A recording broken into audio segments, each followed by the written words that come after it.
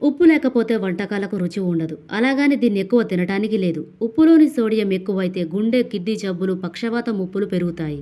కాబట్టి సోడియం వాడకాన్ని రోజుకు 2 గ్రాముల కన్నా మించనీయొద్దని ప్రపంచ ఆరోగ్య సంస్థ సిఫారసు చేసింది. ఒకవేళ ఉప్పు వాడాలనుకున్న పొటాషియంతో కూడిన తక్కువ సోడియం ఉప్పు వాడాలని ఇటీవల మార్గదర్శకాలు జారీ చేసింది. అయితే ఈ మార్గదర్శకాలు గర్భిణీలు, పిల్లలు, కిడ్నీ జబ్బు బాధితులకు వర్తించవని పేర్కొంది. ప్రపంచవ్యాప్తంగా ప్రతి సంవత్సరం 80 లక్షల మరణాలు సరైన ఆహారం తీసుకోకపోవడం మూలంగానే సంభవిస్తున్నాయి. వీటిల్లో 19 లక్షల మరణాలకు అధిక ఉప్పు వాడటమే కారణమవుతుంది. సోడియం వాడకాన్ని తగ్గిస్తే రక్తపోటు తగ్గుతుంది. ఫలితంగా గుండె జబ్బులు, దీర్ఘకాల కిడ్నీ జబ్బుల వంటి వాటి ముప్పు తగ్గుతుంది. సోడియం క్లోరైడ్ తో కూడిన ఉప్పుకు బదులు పొటాషియం క్లోరైడ్ గల ఉప్పు వాడితే రక్తంలో సోడియం స్థాయిలు తగ్గుతాయి. మరోవైపు శరీరంలో పొటాషియం మోతాదు పెరుగుతుంది. ఇది రక్తపోటును తగ్గిస్తుంది. దీని ద్వారా శరీరానికి రెండింతలు మేలు జరుగుతుంది. మన దేశంతో పాటు ప్రపంచవ్యాప్తంగా 26 ప్రయోగ పరీక్షలను విశ్లేషించిన నిపుణుల అభిప్రాయం మేరకు ప్రపంచ ఆరోగ్య సంస్థ తాజాగా మార్గదర్శకాలు జారీ చేసింది. తక్కువ సోడియం ఉప్పుతో సిస్టాలిక్ రక్తపోటు 4.76 mmHg, డయాస్టాలిక్ రక్తపోటు 2.43 mmHg తగ్గుతున్నట్టు ఈ పరీక్షల్లో తేలింది. పక్షవాతం ముప్పు 10%, గుండె జబ్బు మరణాలు 23% తగ్గుతున్నట్టు బయటపడింది. పొటాషియం క్లోరైడ్ ఉప్పుతో రక్తంలో పొటాషియం మోతాదు పెరుగుతున్నట్టు తేలింది. నిజానికి మొత్తంగా సోడియం వాడకాన్ని తగ్గించుకోవడమే అన్నిటికన్నా ముఖ్యం. ఇది సాధ్యం కానప్పుడు తక్కువ సోడియం ఉప్పు వాడుకోవడం మంచిది. రక్తంలో సోడియం మోతాదులు పెరిగితే రక్తనాళాలు మరింత సంకోచిస్తాయి. మరోవైపు రక్తంలో ద్రవాల శాతం ఎక్కువైతే రక్త పరిమాణం పెరుగుతుంది. ఒకవైపు ఇవి సంకోచించడం, మరోవైపు రక్త పరిమాణం పెరగడం వల్ల రక్తపోటు ఎక్కువవుతుంది. రక్తపోటు పెరిగినప్పుడు గుండె మీద ఎక్కువ భారం పడుతుంది. మరింత బలంగా సంకోచిస్తూ రక్తాన్ని పంపు చేయాల్సిన పరిస్థితి ఏర్పడుతుంది. ఇలా అదే పనిగా గుండె బలంగా పనిచేస్తూ వస్తుంటే దాని కండరం మందమవుతుంది. దీనిని హైపర్ట్రోఫీ అంటారు. ఈ మందమైన కండరానికి మరింత ఎక్కువ రక్తం కావాలి కూడా. కానీ దీనికి తగినట్టుగా గుండె రక్తనాళాలు రక్తాన్ని సరఫరా చేయలేవు. ఫలితంగా గుండె కండరం బలహీనపడుతూ వస్తుంది. ఇది చివరికి గుండె వైఫల్యానికి దారితీస్తుంది. ఒకవేళ హఠాత్తుగా ఉన్నట్టుండి గుండె విఫలమైతే రక్తం వెనక్కి వచ్చి ఊపిరితిత్తులో ద్రవం నిండిపోవచ్చు. దీనిని హైపర్టెన్సివ్ హార్ట్ ఫెయిల్యూర్ అంటారు. ఇలాంటి వారిని ఒక్కోసారి వెంటిలేటర్ మీద పెట్టి చికిత్స చేయాల్సి వస్తుంది. ఆహారంలో ఉప్పు వాడకాన్ని తగ్గించుకోవడం ద్వారా దీని దుష్ప్రభావాలను తగ్గించుకోవచ్చు. సోడియాన్ని కొంత తగ్గించి దాని స్థానంలో పొటాషియం క్లోరైడ్ను చేర్చుకోవడం మంచిది. ఇది సోడియానికి పూర్తి వ్యతిరేకంగా ఉంటుంది. సోడియం రక్తనాళాలు సంకోచించేలా చేస్తే పొటాషియం రక్తనాళాలను విప్పారేలా చేస్తుంది. దీంతో రక్త ప్రసరణ సాఫీగా సాగి రక్తపోటు ముప్పు తగ్గుతుంది. అందుకే అధిక రక్తపోటు ఉన్నవారిని పొటాషియంతో కూడిన అరటిపండ్లు వంటివి ఎక్కువగా తినమని డాక్టర్లు చెబుతుంటారు. అలాగని పొటాషియం క్లోరైడ్ని మరీ ఎక్కువగా తీసుకోవడం మంచిది కాదు. దీనిని మితంగా తీసుకోవాలి. జెనాన్ ఒక జడవాయువు. జడవాయువుని ఇంగ్లీష్లో ఇనర్ట్ గ్యాస్ అని పిలుస్తారు. ఇనర్ట్ గ్యాసెస్ మొత్తం 6: helium, neon, organ, krypton, xenon మరియు రేడాన్. వీటిని నోబుల్ గ్యాసెస్ అని కూడా పిలుస్తారు. ఈ జడవాయువులు సాధారణంగా ఇతర రసాయనాలతో చర్య జరపవు. అందుకే జెనాన్ను పెద్దగా పట్టించుకోరు. కానీ ఇది ఆల్జీమర్ చికిత్సకు ఉపయోగపడగలదని Mass General Brigham Washington University School of Medicine పరిశోధకులు గుర్తించారు. జెనాన్ వాయువును పీల్చితే మెదడులో వాపు ప్రక్రియ, మెదడు క్షీణించడం వంటివి తగ్గుతున్నట్టు ఎలుకలపై చేసిన అధ్యయనంలో బయటపడింది. జ్ఞాపక శక్తి కోల్పోవడం మరియు గందరగోళం ఆల్జీమర్స్ ప్రధాన లక్షణాలు.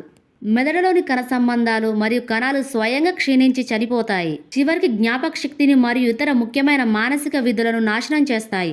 దీనివల్ల ముఖ్యంగా జ్ఞాపక శక్తి తగ్గుతూ వస్తుంది. దీనికి ఎటువంటి చికిత్స లేదు, కానీ మందులు వాడుతూ ఉండాలి. దీనికి కారణమేంటన్నది ఖచ్చితంగా తెలియదు, కానీ మెదడులో అసాధారణంగా అమిలాయిడ్ టావు ప్రోటీన్ పోగుపడడం కారణం కావచ్చని శాస్త్రవేత్తలు భావిస్తున్నారు.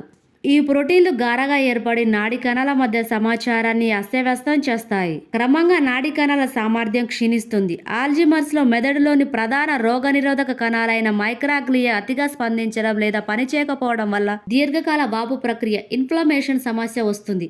మైక్రాగ్లియా గుణాలను మార్చితే ఆల్జీమర్స్ ప్రభావాలను తగ్గించే అవకాశం ఉందని పరిశోధనలు తెలియజేస్తున్నాయి.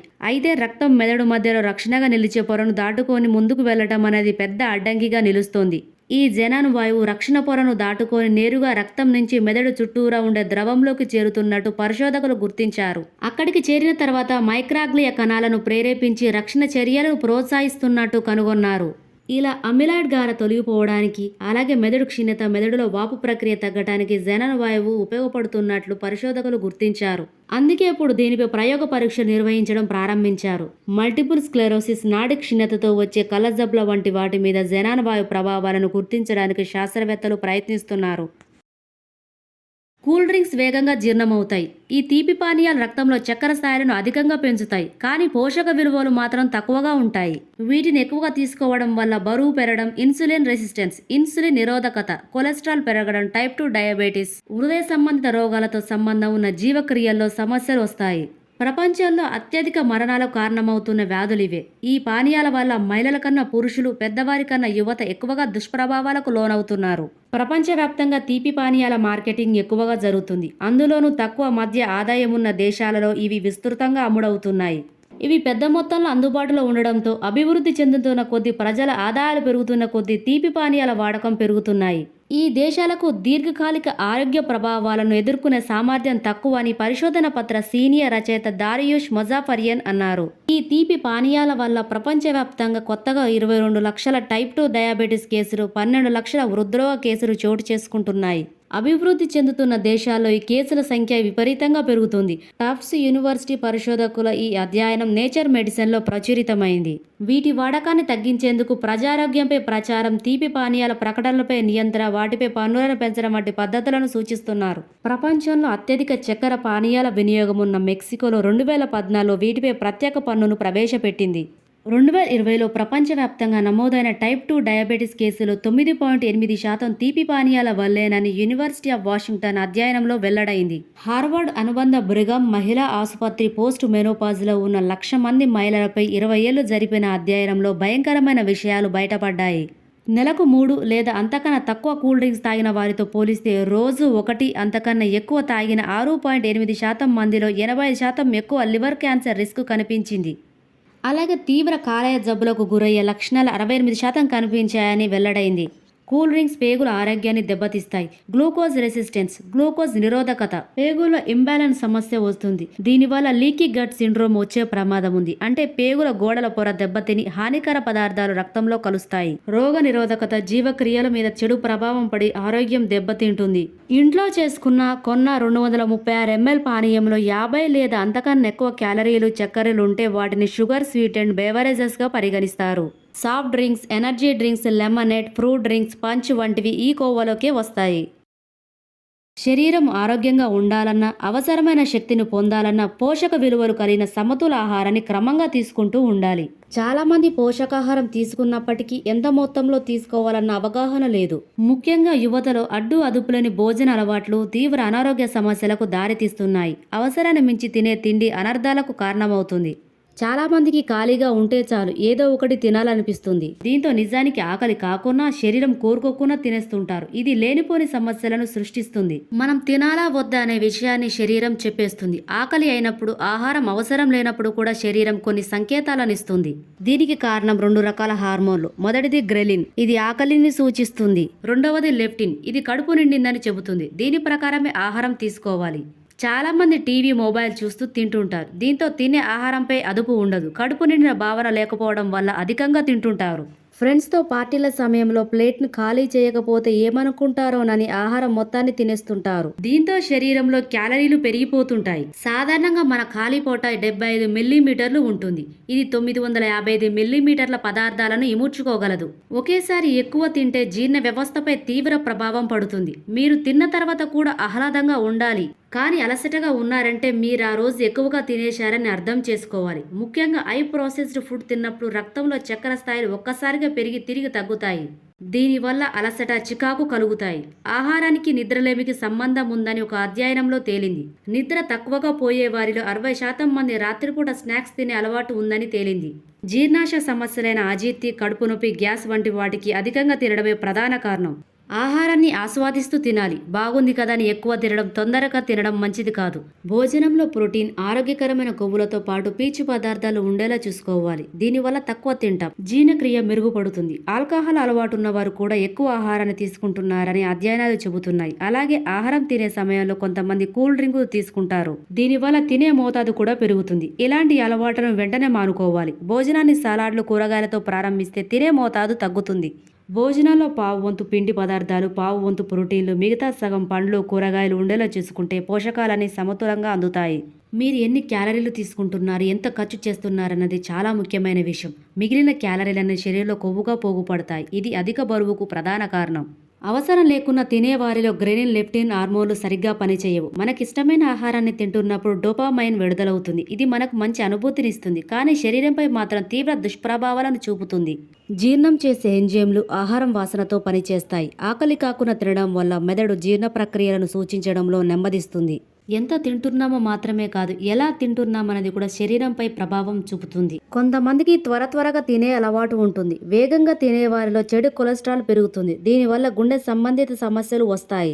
గాబరాగా తినడం మనసుపైన ప్రభావం చూపుతుందని అధ్యయనాలు చెబుతున్నాయి. సరిగా నమలకుండా తినడం వల్ల జీర్ణ సమస్యలు వస్తాయి. నటుడు మిథున్ చక్రవర్తి తీవ్రమైన అనారోగ్యంతో ఆసుపత్రిలో చేరినప్పుడు ఆయన నేను భూతంలా తిన్నాను, దానికిలా శిక్ష అనుభవిస్తున్నాను అన్నారు. మీరు మితంగా తినండి అని తన అభిమానులకు సూచించారు. టిబెట్ పీఠభూమి సముద్ర మట్టానికి చాలా ఎత్తులో ఉంటుంది. అక్కడ వాతావరణంలో ఆక్సిజన్ చాలా తక్కువగా ఉంటుంది. ఇలాంటి పరిస్థితుల్లో శరీరానికి అవసరమైనంత ఆక్సిజన్ లభించదు. దీంతో రక్తంలో ఆక్సిజన్ మోతాదులు పడిపోతాయి. అందుకే అక్కడికి కొత్తవారు వెళ్తే అక్కడి వాతావరణం తట్టుకోవడం కష్టంగా ఉంటుంది. కానీ స్థానికులు మాత్రం హాయిగా ఎలాంటి ఇబ్బంది లేకుండా అక్కడ జీవిస్తున్నారు. అక్కడి ప్రజల్లో 10,000 ఏళ్లకు పైగా ప్రత్యేక శారీరక స్వభావాలు రూపొందుతూ రావడమే దీనికి కారణం.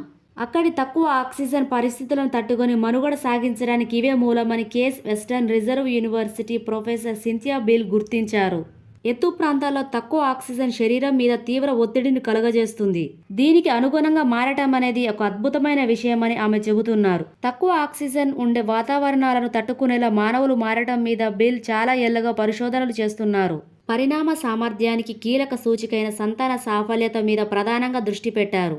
తమ మనుగడ గుణాలను మహిళలు సంతానం ద్వారా భావితరాలకు సంక్రమింపజేస్తారు. కఠిన వాతావరణాలను తట్టుకునేలా మేలైన స్వభావాలను అందిస్తారు. అందుకే బిల్ బృందం సముద్ర మట్టానికి 3,500 మీటర్ల ఎత్తులో గల నేపాల్లో మొత్తం జీవితాన్ని గడిపిన 417 మంది మహిళల మీద అధ్యయనం చేపట్టింది. వారి ఆరోగ్య సమాచారం, శారీరక గుణాలు, వారు కన్న పిల్లల సంఖ్య వంటి వాటిని పరిశీలించింది. కణాలకు, కణజాలాలకు ఆక్సిజన్ చేరవేసేది హెమోగ్లోబిన్ ప్రోటీన్. ఎక్కువ మంది సంతానాన్ని కన్న మహిళల్లో హిమోగ్లోబిన్ ఎక్కువ, తక్కువ కాకుండా సరిగ్గా ఉండాల్సిన మోతాదులో ఉండడం ఆశ్చర్యకరం. హిమోగ్లోబిన్ ఎంత ఎక్కువగా ఆక్సిజన్ని మోసుకెళ్తే అంత ఎక్కువ లాభం చేకూరుతున్నట్టు గుర్తించారు. మహిళల కాన్పుల సంఖ్య మీద ఈ ప్రయోజనాలు ఆధారపడి ఉంటాయి. ఎక్కువ మందిని కన్నవారిలో ఊపిరితిత్తులకు రక్త ప్రవాహం పెరుగుతున్నట్టు, శరీరానికి మంచి రక్తాన్ని పంపు చేసి ఎడమ జఠరిక పెద్దగా ఉంటున్నట్టు కూడా వెల్లడైంది. ఇలాంటి గుణాలని తక్కువ ఆక్సిజన్ గల ప్రాంతాల్లో శరీరం సాఫీగా పనిచేయడానికి సహాయపడుతున్నాయి. కనీసం $100 కోట్ల అంటే ఇండియన్ కరెన్సీలో 8,500 కోట్ల నికర విలువ కలిగిన వారిని బిలియనీర్లుగా పిలుస్తారు. ప్రపంచంలోని అందరి బిలియనీర్ల సంపద 2024లో $2,00,000 కోట్ల అంటే ఇండియన్ కరెన్సీలో 170 లక్షల కోట్లు ఉండేది. ఇప్పుడది పెరిగి 15 లక్షల కోట్ల అంటే ఇండియన్ కరెన్సీలో 1,275 లక్షల కోట్లకు చేరింది. 2023తో పోలిస్తే మూడింతల వేగంతో వీరి సంపద పెరిగిందని ఆక్స్ఫామ్ నివేదిక వెల్లడించింది. ప్రతి సంవత్సరం ప్రపంచ ఆర్థిక వేదిక వరల్డ్ ఎకనామిక్ ఫోరం వార్షిక సమావేశం తొలి రోజున Oxfam company economic inequality report ఆర్థిక అసమానత నివేదికను విడుదల చేస్తుంటుంది. 1990 నుంచి పేదరికంలో జీవిస్తున్న వారి సంఖ్య పెద్దగా మారలేదని, బిలియనీర్ల సంపద మాత్రం భారీగా పెరుగుతూ వస్తోందని వెల్లడించింది. టేకర్స్ నాట్ మేకర్స్ పేరుతో ఈ నివేదికను రూపొందించారు. ఆసియాలో బిలియనీర్ల సంపద విలువ $299 బిలియన్ అంటే సుమారు ఇండియన్ కరెన్సీలో 25.42 లక్షల కోట్ల మేర పెరిగింది. 2024లో 204 మంది కొత్తగా బిలియనీర్లు ఆవిర్భవించగా అందులో 41 మంది ఆసియా వారు. 60% మంది బిలియనీర్ల సంపద వారసత్వం, గుత్తాధిపత్యం ద్వారానే సమకూరింది. వచ్చే 20 నుంచి 30 ఏళ్లలో ప్రస్తుతం 1000 మందికి పైగా బిలియనీర్లు తమ $5.2 లక్షల కోట్ల అంటే సుమారు ఇండియన్ కరెన్సీలో 442 లక్షల కోట్ల సంపదను తమ వారసులకు అందించనున్నారు.